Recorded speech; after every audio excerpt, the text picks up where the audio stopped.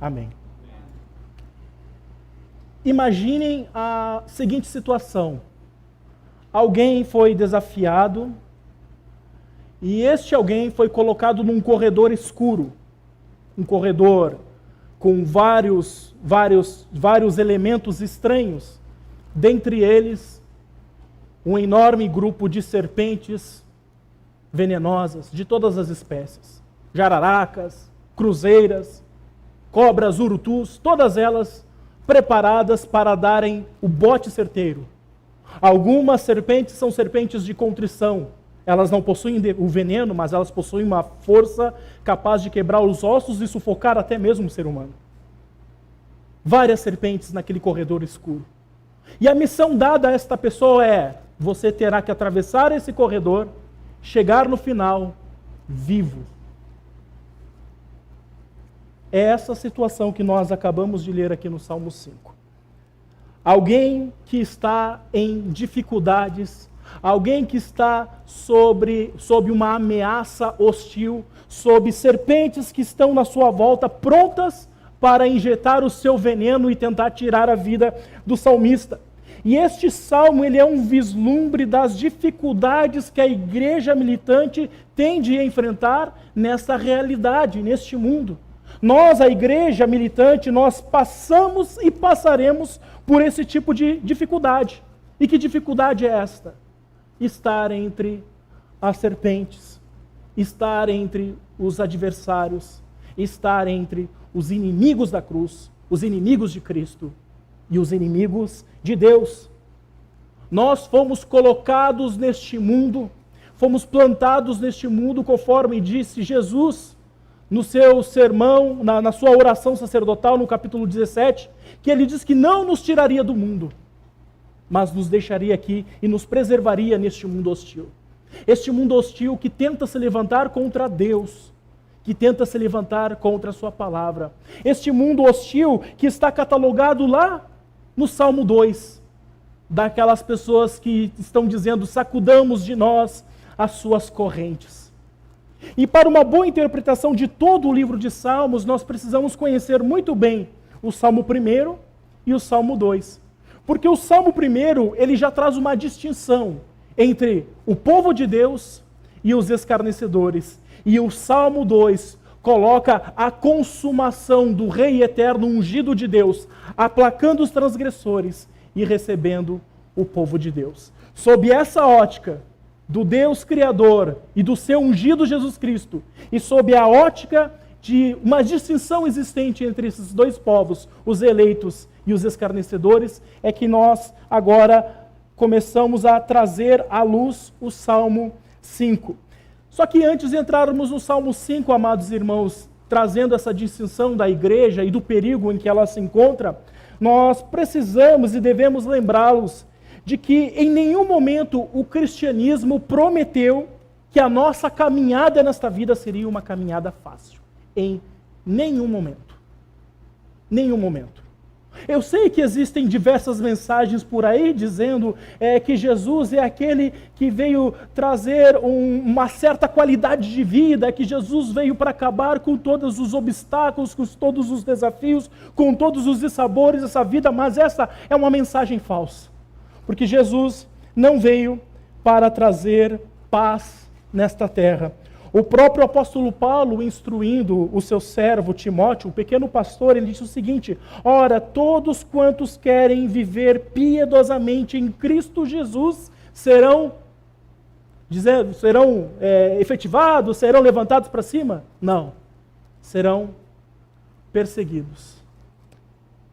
E em algum ponto na história, nesta realidade, você já sentiu algum tipo de perseguição por causa da tua fé. E sobre isso que nós vamos tratar nesta noite, sobre perseguição. E o tema do sermão nessa noite é: nas perseguições, clame ao Senhor. E a primeira verdade que se destaca aqui no texto, nos versos 1 ao verso 4, é que nós devemos clamar ao Senhor, confiando na sua intervenção. E nós vemos já de cara aqui no primeiro versículo alguém insistente, Alguém invocando ao Senhor de forma insistente. Na verdade, em todos os salmos aqui do livro de Salmos, este é um dos salmos em que o teor da invocação é maior. Aqui, Davi, ele se mostra, então, insistente. Ele diz ao Senhor: Senhor, dá ouvidos às minhas palavras e acode ao meu gemido. A sua oração insistente, ela é encorpada de vivacidade e ela vem acompanhada não somente com palavras, mas com gemidos de uma alma e de um espírito aflito, desejoso por uma intervenção de Deus. Só que ao mesmo tempo que Davi se mostra aqui como alguém aflito, alguém triste, alguém abalado por causa do emaranhado de situações ruins que estão sendo aplicadas contra ele, Davi demonstra uma confiança inabalável. No versículo 2 ele diz: escuta, Rei meu e Deus meu. E aqui, amados irmãos, nós precisamos entender quem era Davi. Davi era o rei de Israel. É lógico que, olhando a realidade humana, não há ninguém acima de um rei no sistema monárquico. Mas Davi, como rei de Israel, ele olhou para os céus e disse: escuta-me, ó Rei meu e Deus meu. Em outras palavras, Davi estava dizendo que Deus, o Deus Yahvé, o Deus da aliança, ele tinha agora o poder de trazer uma fusão entre dois reinos. O reino da ordem e o reino do caos. O reino da luz e o reino das trevas. O reino em que Deus governa soberanamente e o reino em que está tendo a presença do pecado. E ele parece dizer que aqui há uma fusão entre os dois reinos. E Davi olha para Deus e reconhece: tu és o meu rei e o meu Deus. Davi entendia a sua responsabilidade diante de Israel. Davi, ele se via assim como rei, mas antes ele era um representante de um governo teocrático, ou seja, um governo em que o próprio Deus é o rei, é o governador da nação. Então Davi, ele se via assim como rei, mas um rei representante do rei divino. Este reino não é meu, este reino é o reino do Senhor. E é muito importante porque esse vislumbre, esse entendimento do rei Davi, ele veio até nós ensinado pelo próprio Cristo. Quando ele nos ensinou na sua oração, que nós devemos pedir a Deus: venha o teu reino, seja feita a tua vontade, assim na terra como nos céus, demonstrando o nosso desejo de que a ordem de Deus venha subjugar o caos da nossa existência. Então ele demonstra essa primeira base da sua confiança, de que o Senhor, ele é rei, ele governa. E a segunda base da sua confiança, aqui nos versos 1 ao verso 4, estão apoiadas exatamente no versículo 4. Ele diz: pois tu não és Deus que se agrade com a iniquidade, e contigo não subsiste o mal. A palavra subsiste aqui, no hebraico, ela tem a conotação de um intruso, um forasteiro que está tentando se instalar numa casa ou num vilarejo. Subsiste é alguém que está tentando fixar residência. Em outras palavras, o que Davi está querendo dizer é o seguinte: olha, tem um forasteiro estranho aí querendo se instalar, mas eu sei que o Senhor é um Deus que contigo não subsiste o mal. O mal não se instala, o mal não encontra residência. Em outras palavras, Davi está reconhecendo que a presença do mal, que a presença do caos, não é algo normal para a nossa realidade. Nós não fomos criados para sermos habitados pelo mal. O mal existencial, o mal moral, o mal do caos, o mal dos cataclismas que nós enfrentamos por aí, que nós vemos e tanto nos entristecemos, o mal da guerra. Isso não deveria ser uma realidade na nossa existência, porque o mal é um intruso. Em outras palavras, é como um capataz, um servo, um trabalhador rural, que recebeu a responsabilidade de cuidar de uma fazenda. Ele não é o dono, ele é um funcionário.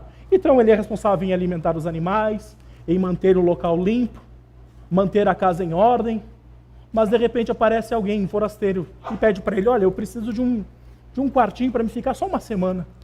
Ah, tudo bem, não vai atrapalhar em nada. Passa-se uma semana, passam-se 2. E ele segue lá, e aquele forasteiro já se acha o dono da fazenda. Altera a ração dos animais, joga lixo por todo o campo, deixa tudo um caos. Só que aquele trabalhador, ele não tem condições, ele não tem poder para expulsar aquele invasor. O que ele faz? Ele liga para o dono, a tua fazenda foi invadida. E você precisa resolver o problema aqui, porque não estou dando conta. Vem o dono, o que ele faz?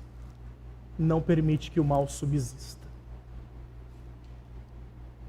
O que Davi está fazendo é o seguinte: Deus, eu tenho confiança, eu confio que o Senhor intervirá nesta minha oração, porque uma coisa eu sei, que tudo que o Senhor criou é teu, o Senhor governa. E a segunda coisa é que o Senhor não permitirá que os invasores tomem conta daquilo que é teu. Então Davi estava dizendo, Deus, o que eu vou te apresentar agora é de total interesse da tua vontade. É da tua vontade. E é por isso que Davi, ele apresenta este clamor. E no versículo 3, amados, ele diz o seguinte: de manhã, Senhor, ouves a minha voz, de manhã te apresento a minha oração e fico esperando. A palavra esperando aqui traz a ideia de um atalaia, de um militar, de um soldado que está aguardando o seu comandante lhe dar as ordens. Ele está pronto, ele sabe que ao amanhecer, ele vai fazer o pedido ao comandante e o comandante o responderá, trará as instruções do dia, o comando militar do dia. Por isso que Davi tinha essa certeza. O meu comandante está vivo e ele não rejeitará esta causa que estou apresentando diante dele. E, meus amados, nós temos que trazer essa certeza no nosso coração que Deus é um Deus que responde e que Deus é um Deus interessado.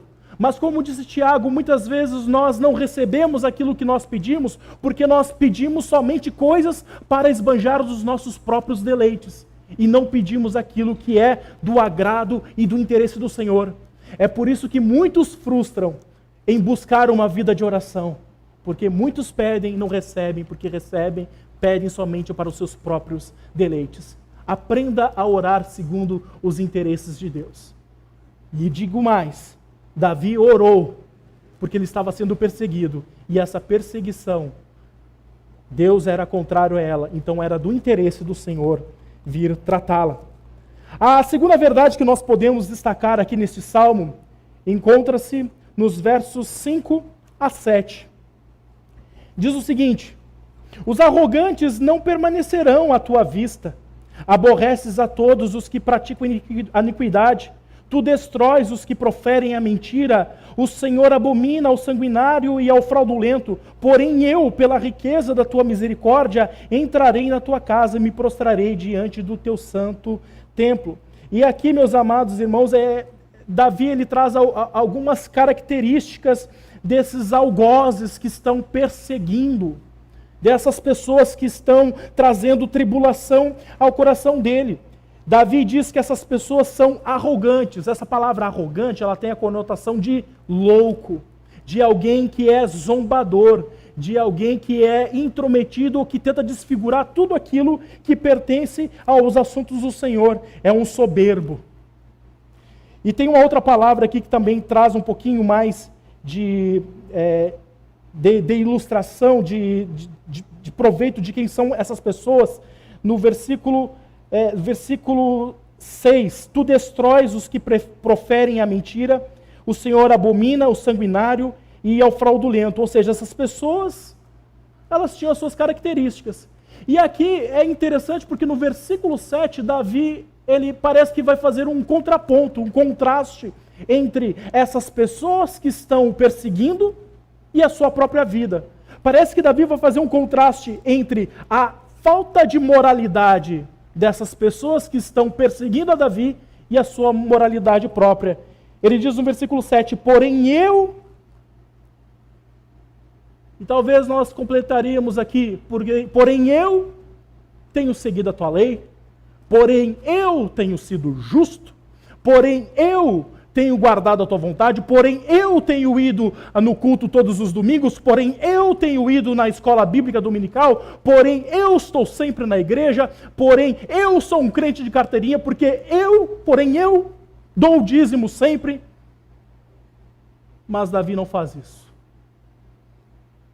O que Davi faz é, porém eu, pela riqueza da tua misericórdia, entrarei na tua casa e me prostrarei no teu santo templo, no teu temor. O que Davi quis dizer aqui?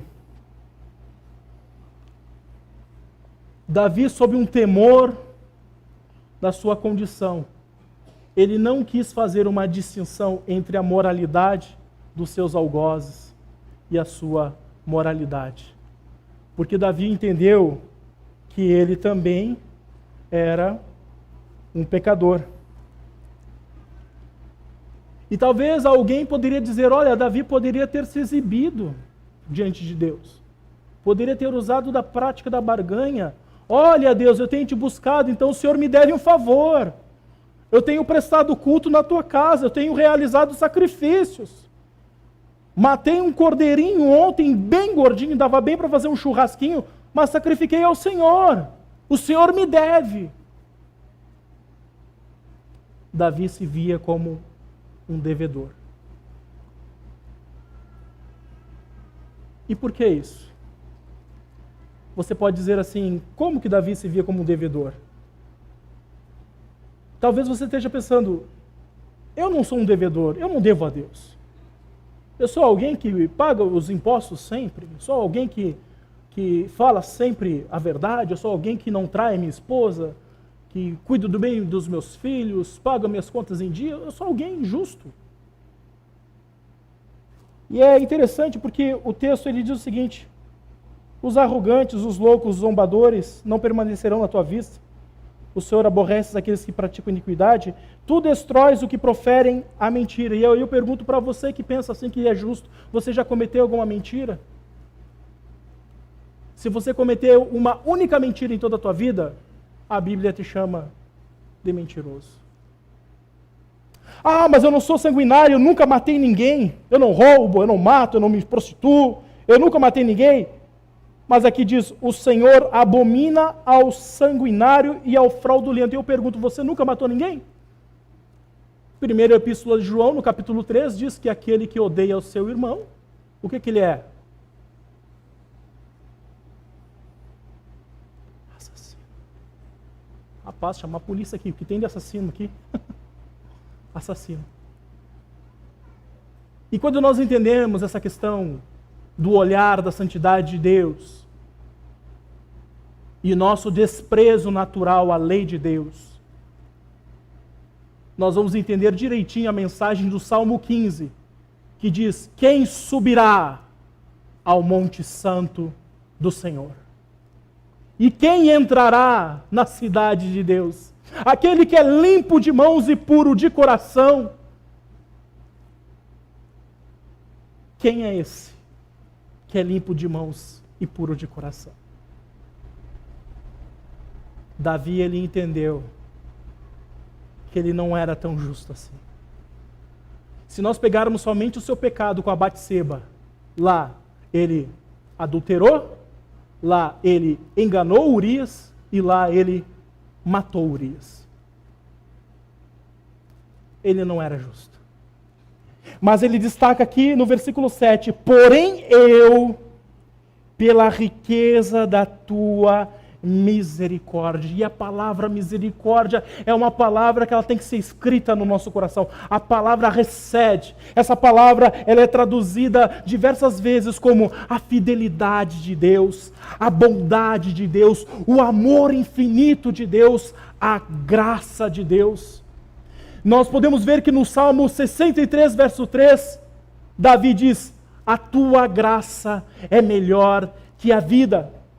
No livro de Lamentações, o próprio profeta Jeremias utiliza essa mesma palavra, a palavra recede, para dizer que as misericórdias do Senhor são a causa de não sermos consumidos. Elas se renovam a cada manhã. A misericórdia de Deus é Deus decidir nos amar antes dos tempos eternos e não nos pagar segundo os nossos pecados, ao qual nós merecemos. Por causa da riqueza da tua misericórdia, eu entrarei no teu santo templo e me prostrarei no teu temor. Essa é a misericórdia que nos faz entrar no tabernáculo eterno. Esta é a misericórdia que nos faz entrar na presença do Santo dos Santos. Esta é a misericórdia conquistada por aquele que pagou o preço pelo nosso pecado, a Cristo Jesus, o nosso Senhor. Essa é a riqueza da sua misericórdia. E meu amado, meu querido, você tem confiado na misericórdia de Deus? Ou a tua mente tem andado saturada, ou teu coração tem andado embrutecido nos últimos dias por conta dos teus pecados que você esqueceu de confessá-los? Nessa noite eu quero te dizer que diante de Cristo, diante de Deus, há misericórdia, há graça para você, há o favor de Deus para restaurá-lo, para trazê-lo à vida e para fazê-lo mais uma vez voltar ao templo do Senhor e prostrar-se no temor do Senhor.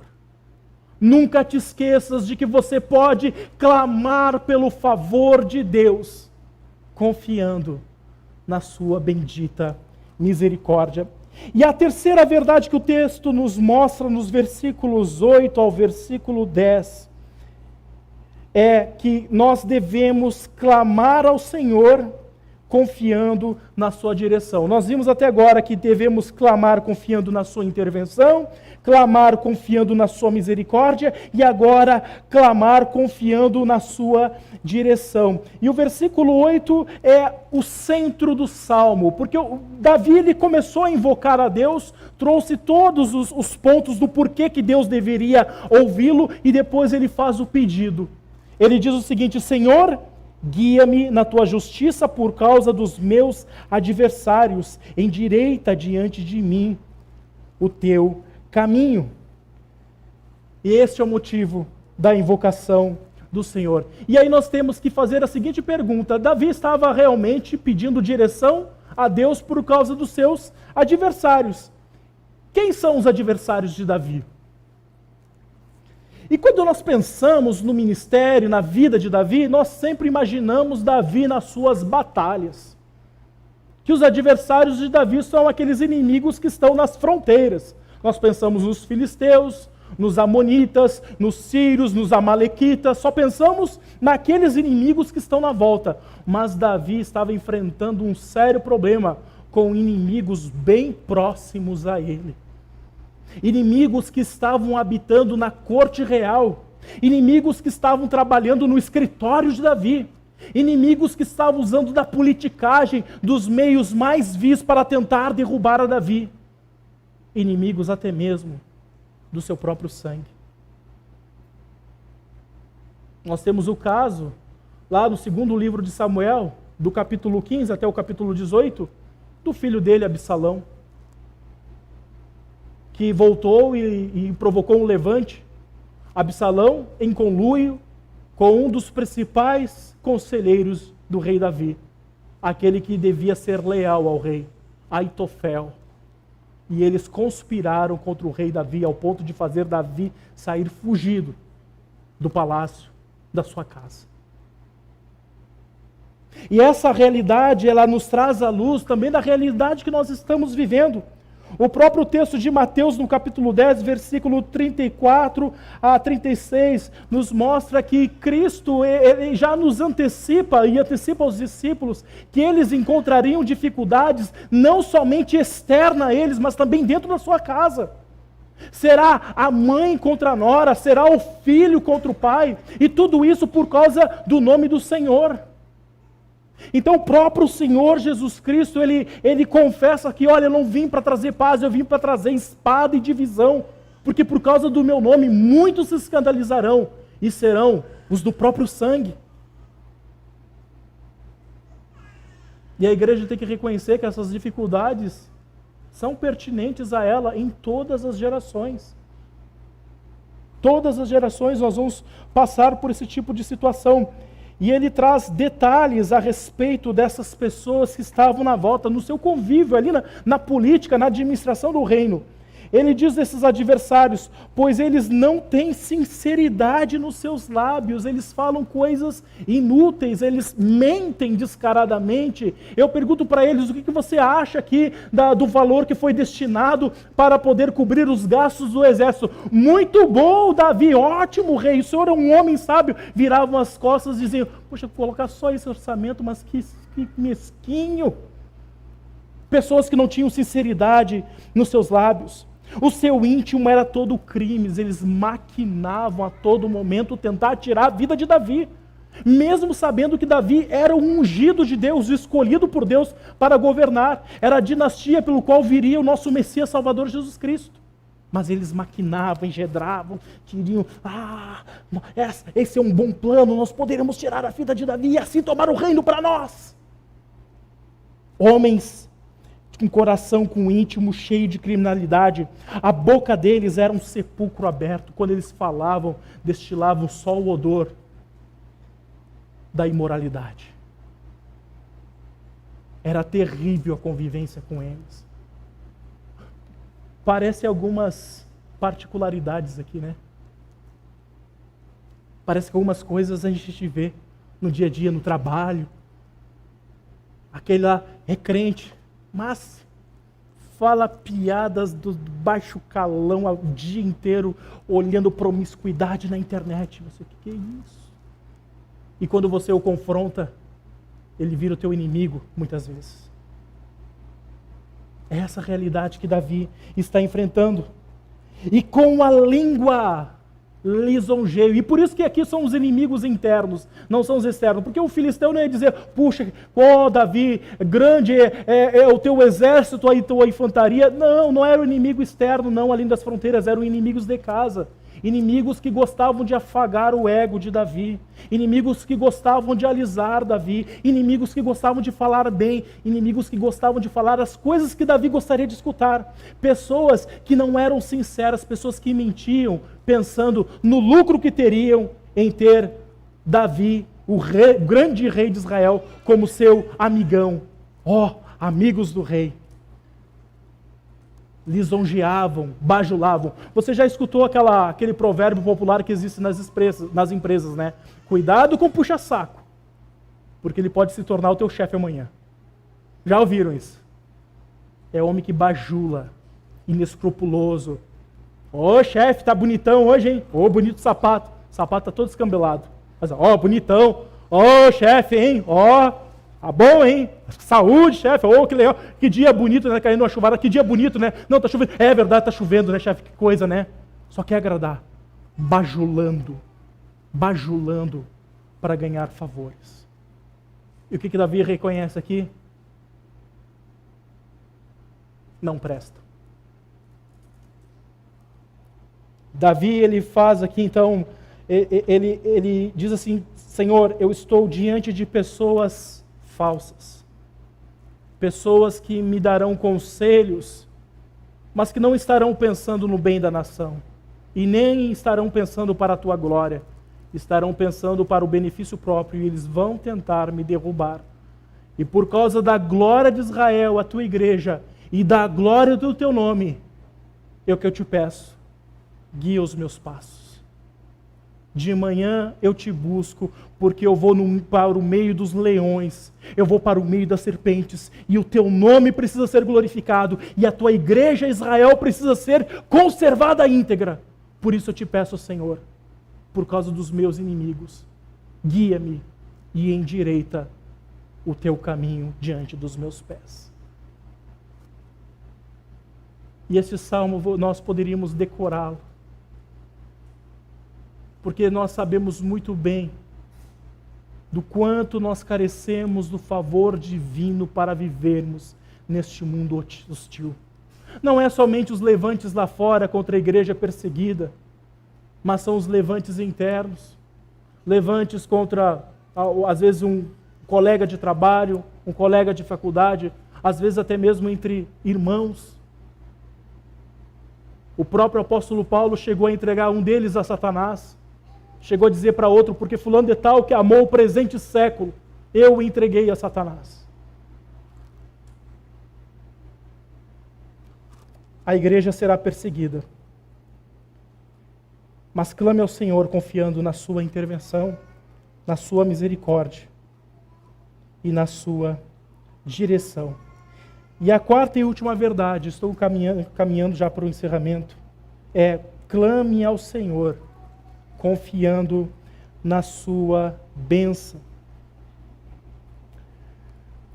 Versículo 11 diz o seguinte: mas regozijem-se todos os que confiam em ti, folguem de júbilo para sempre, porque tu os defendes, e em ti se gloriem os que amam o teu nome, pois tu, Senhor, abençoas o justo, e como escudo o cercas da tua benevolência. É muito interessante porque as palavras aqui, os verbos aqui nesses dois versículos, eles estão apresentados com uma representação de continuidade, de perenidade, de frequência. Davi, ele reconhece que, dando essa ordem ao povo, dizendo, olha, vocês devem se regozijar, vocês devem jubilar, vocês devem ficar tranquilos, porque é o Senhor quem os tem defendido. Vocês devem gloriarem-se, vocês devem se alegrar no Senhor, porque é Ele quem tem abençoado o justo e porque é Ele quem tem nos cercado da misericórdia dEle. Ou seja, aqui nós vemos a base principal da esperança de Davi. Por que ele orava a Deus de manhã e ficava como um atalaia, um soldado, aguardando as ordens do Senhor? Porque era vívido na vida de Davi, que Deus era precioso em guardar, em proteger, em cercar, em trazer grande benevolência ao seu povo. Mas há uma outra particularidade também nos verbos aqui desses dois versículos. É que eles não trazem somente uma sensação de obra perene do Senhor. Eles não trazem somente uma ideia de frequência, mas eles trazem também uma ideia de ação futura, beirando a consumação daquilo que Deus tem proposto para aqueles que o amam. Se no versículo 10, Davi faz uma oração imprecatória, declara os culpados, que eles sejam enganados e caiam nos seus próprios planos. No versículo 11 e 12 ele diz, os justos, eles permanecerão e continuarão a serem cercados pela bondade e benevolência do Senhor. O próprio pastor Calvino, um pastor muito piedoso de Genebra, ele diz assim, ele faz assim a tradução, o Senhor abençoará o justo. Então não é só uma ação pontual no presente que Deus está atuando, mas é uma ação contínua, levando para o futuro e para a consumação do século. Diz no versículo 11, folguem de júbilo, tenham júbilo à vontade, alegrem-se à vontade para sempre. A ideia de eternidade. Deus, Ele é misericordioso. É Ele quem tem nos cercado da sua benevolência. É Ele quem tem nos abençoado, mas não é só para agora. Não é só para agora. É para amanhã. É para terça-feira. É para quarta-feira, é para quinta-feira. Por que eu digo isso? Porque às vezes a gente tem aquela sensação, domingo o Senhor falou comigo por meio da sua palavra, chegou a segunda-feira, trabalhou naquela expectativa santa de que o Senhor atuaria grandemente, chegou na terça-feira, a coisa já ficou mais jururu, mais cabisbaixa. Será que Deus está comigo hoje? Será que Deus irá me defender? Será que Deus irá me cercar da sua benevolência? Mas essa benevolência, ela é contínua, ela é perene, ela é para sempre. Cuidados, cercados, amparados, sustentados pelo Senhor. O Senhor nunca nos perderá das suas mãos preciosas de graça e de misericórdia. São bênçãos perenes, são bênçãos futuras.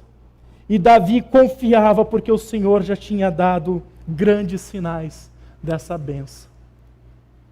Então, Clame ao Senhor quando estiver sendo perseguido, confiando na intervenção, confiando na sua misericórdia, confiando na sua direção e confiando na sua bênção. Mas eu tenho que destacar uma coisa aqui, porque parece que a conta não está fechando aqui. Vocês viram que Davi, ele disse, declara os culpados. Deus é um Deus santo. A santidade de Deus, ela reagirá contra a desobediência ao padrão da sua palavra que ele estabeleceu. Deus reage assim. A santidade não é Deus que ele pune o malfeitor. A santidade de Deus reage contra o pecado. Mas mesmo Davi sendo visto aqui como injusto no versículo 7, por que Deus não pune os pecados de Davi, sendo que Deus é santo e Deus é justo e ele não esconde pecado debaixo do tapete? Ele vai lá com o aspirador, descobre tudo e deixa tudo limpo. Por que Deus não pune Davi?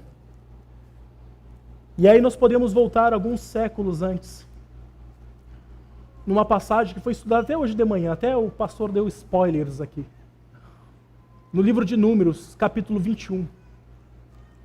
O povo no deserto começou a ficar irritadíssimo com a liderança de Moisés e com o próprio Deus.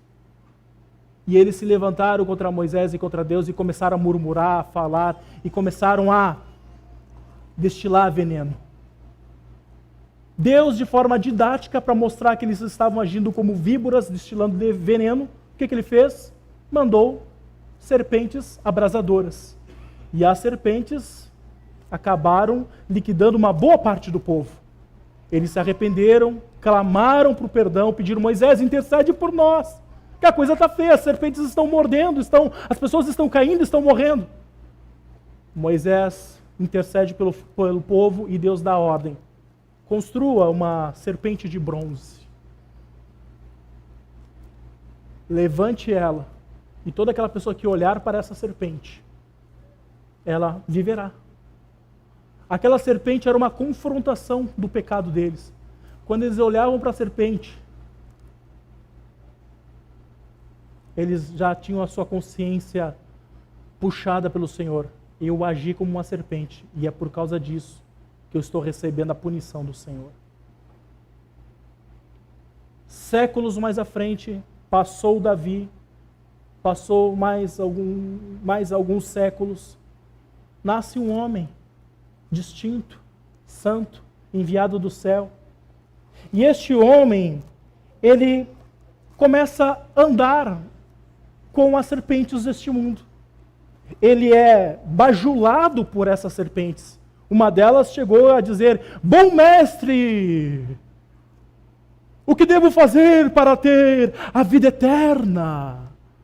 Ele falava bom mestre para tentar bajular, para tentar encontrar algum ensino errado em Jesus para poderem chamá-lo de falso profeta e falso mestre. Todos estavam querendo apedrejar Jesus. Os fariseus, eles tinham raiva de Jesus, eles queriam ver o sangue de Jesus sendo derramado, porque eles não queriam ter mais Jesus ensinando o povo e quebrando toda a corrente de ensino falso que eles estavam trazendo para o povo. Então Jesus foi bajulado.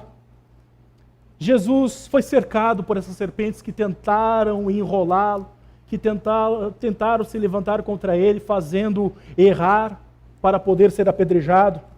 Jesus foi traído por um de seus discípulos. Jesus foi alvo de maquinações dos fariseus, assim como Davi foi. Pessoas com coração maligno, imaginando o mal contra Cristo para tentarem levá-lo à morte. Jesus andou por entre víboras peçonhentas. Até então que chegou o momento de Jesus Cristo ser transformado numa serpente. O Evangelho de João, no capítulo 13, versículo 14, diz: assim como a serpente foi erguida, levantada no deserto, importa que o Filho do Homem também seja levantado. E Jesus Cristo se tornou a serpente maldita de Deus. O maldito de Deus, por substituição, para receber os pecados de serpentes como eu e como você. Porque antes destilávamos o nosso veneno na mentira. Antes destilávamos o nosso veneno no engano, na murmuração. Antes destilávamos o nosso veneno nas barbaridades, nas coisas horríveis, nas coisas que não traziam edificação. Mas Cristo se fez uma serpente no nosso lugar, um maldito no nosso lugar, levantado na cruz, para que lá na cruz do Calvário, todo aquele que olhasse e contemplasse aquele que se tornou o maldito de Deus, alcançasse de uma vez por todas a salvação. Antes de Cristo nós éramos víboras, depois de Cristo somos aqueles que são alcançados pela riqueza da graça do Senhor. Antes de Cristo, o que existia contra nós era uma frase no plural do versículo 10, declara os culpados. Depois de Cristo na cruz do Calvário, a frase que antes estava no plural tornou-se singular, declara-o culpado. Cristo foi declarado culpado no meu e no teu lugar, para que não andássemos mais como filhos da serpente, a serpente do Éden, destilando veneno neste mundo e fazendo somente o caos e a destruição. Por conta de Cristo Jesus, é que podemos andar neste mundo hostil, sabendo que em algum momento da vida, eu e você seremos picados pelo mundo. Receberemos talvez uma dose da intoxicação deste mundo, mas jamais sucumbiremos, porque o soro antiofídico que elimina todo o veneno deste mundo é o sangue do Cordeiro que foi derramado pela igreja do Senhor. Nenhum de nós mais seremos destinados à morte e a sucumbir com este mundo, mas seremos preservados para a vida, para sermos cercados e protegidos pela graça do Senhor, ainda que perseguidos, ainda que injuriados, ainda que maltratados, ainda que colocado em rodas de conversas que vão falar contrário ao nosso nome, ainda que o nosso testemunho venha a ferir a muitas pessoas que vivem na desonestidade, na imoralidade, ainda que o Senhor continuará nos cercando com a sua graça e com a sua misericórdia. Você não é mais uma serpente. Você não é mais motivo de escândalo neste mundo. Você agora é um testemunho da graça do Senhor. E tocar em você é como se estivesse tocando no próprio corpo de Cristo. E Ele tomará vingança pela igreja do Senhor. Nós cantaremos o hino Unido a Cristo, o hino 115 do nosso hinário. Então eu peço que, ao som do instrumento, os irmãos se coloquem de pé e meditem na letra deste hino, pensando que você não é mais uma serpente hostil, um enganador, um arrogante, um praticante da mentira,